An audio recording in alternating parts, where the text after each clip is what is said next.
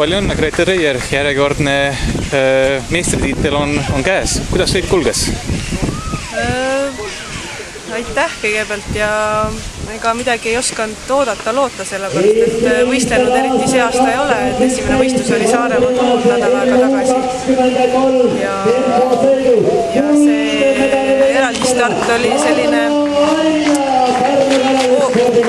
ootustarikas, et ei osanud midagi aimata, et sõidu ajal tuli neid käiguvahetusi päris palju teha, et ei leidnud sellist õiget käiku ja ei tulnud see nii lihtsalt ja kui veel teada sain, et 38 sekundit ainult võitu, siis tuli veel leida see lisakäik. Kuidas tervisega praegu lood on? See tervis kogu aeg siin kõigub, et üks asi, selja probleem läks paremaks, siis tuli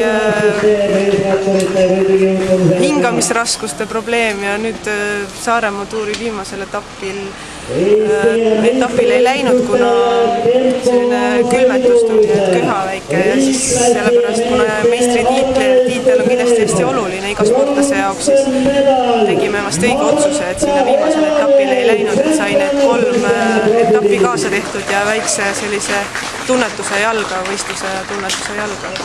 Nii et homme oled ikka kindlasti stardis? Jaa, et see on väga oluline iga sportlase jaoks, ma arvan.